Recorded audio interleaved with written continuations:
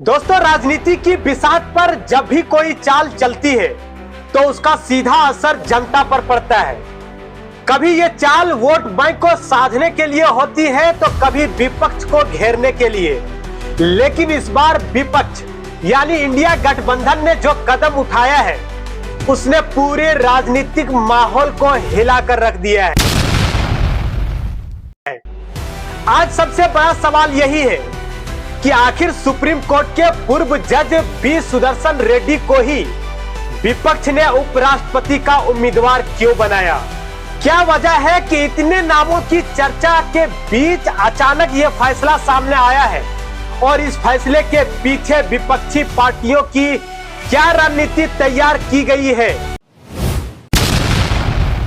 दोस्तों, मैं हूं नूरानी मैमून और आप देख रहे हैं आयान फास्ट न्यूज। दोस्तों, जरा सोचिए, एक तरफ एनडीए के उम्मीदवार सीधी राधाकृष्णन, जिसकी पहचान एक पुराने खाटी संघी नेता के रूप में कराई जा रही है, और दूसरी तरफ विपक्ष ने मैदान में उतार दिया है एक ऐसे इंसान को जो ना तो राजनीति से आते हैं और ना ही चुनावी चालों के खिलाड़ी हैं, बल्कि वो है सुप्रीम कोर्ट के रिटायर्ड जज बी सुदर्शन रेड्डी, जिनका पूरा जीवन न्याय, संविधान और गरीबों की अधिकारों की लड़ाई में बीता है। यानी यह मुकाबला सिर्फ दो उम्मीदवारों का नहीं है, यह एक सीधी जंग है राजनीतिक बनाम संविधान की। बी सुदर्शन रेड्डी आंध्र प्रदेश से आते हैं, जिनका जन्म एक साधारण किसान परिवार में हुआ। धीरे धीरे पढ़ाई करके, मेहनत करके उन्होंने न्यायपालिका की सबसे ऊंची कुर्सी तक का सफर तय किया। वो आंध्र प्रदेश के हाई कोर्ट में जज रहे, गुवाहाटी के हाई कोर्ट के चीफ जस्टिस भी बने, सुप्रीम कोर्ट में न्यायाधीश रहे और गोवा के पहले लोकायुक्त भी बने हैं। उनका पूरा करियर इस बात का गवाह है कि उन्होंने हमेशा संविधान की रक्षा की और गरीबों, वंचितों के पक्ष में खड़े रहे।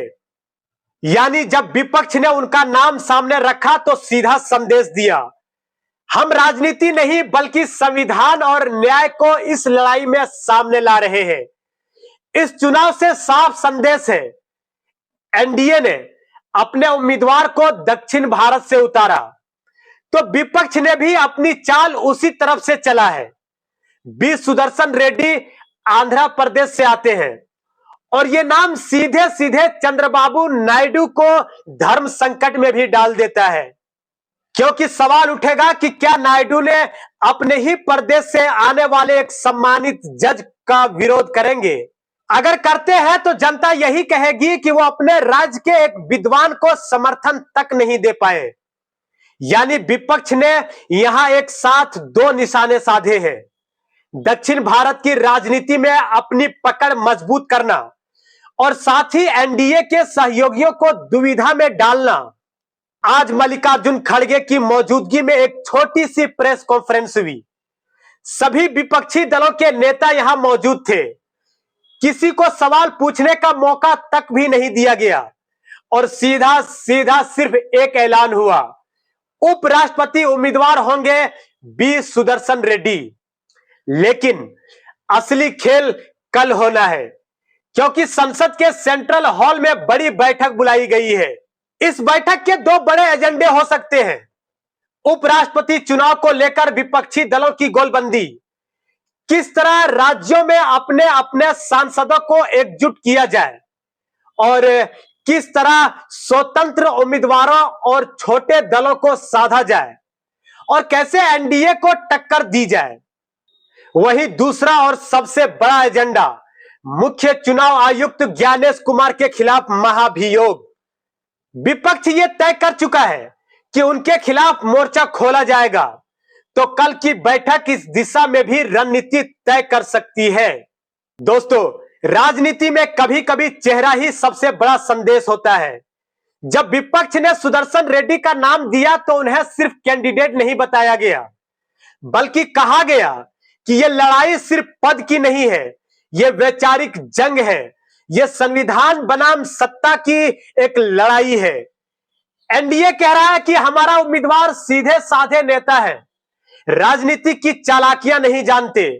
विपक्ष कह रहा है हमारा उम्मीदवार संविधान के रक्षक है, गरीबों के पक्षधर है और न्यायपालिका का बड़ा नाम है।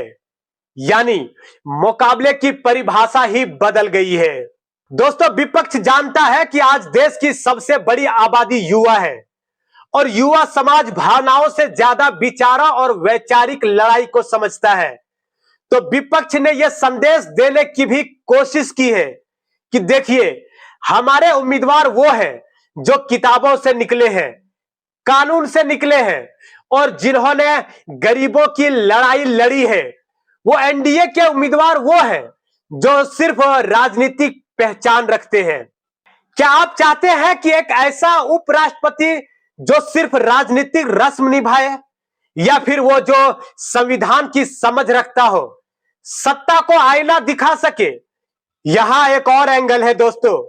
हाल ही में जब चुनाव आयोग पर सवाल उठे तो मुख्य चुनाव आयुक्त ने यहां तक कह दिया कि हम पर सवाल उठाना मतलब संविधान पर सवाल उठाना होगा।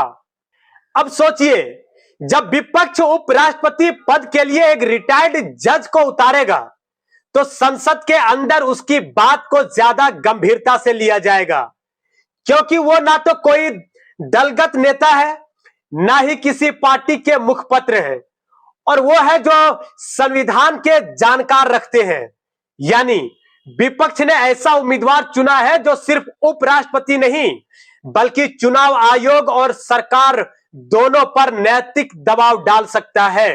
अब देखना होगा कि संसद की सेंट्रल हॉल से निकली रणनीति विपक्ष को जीत दिलाती है या फिर एनडीए अपने पुराने समीकरणों से बाजी मार लेता है। तो बने रहे हमारे आयान फास्ट न्यूज के साथ। मैं हूं नूरानी मैमून।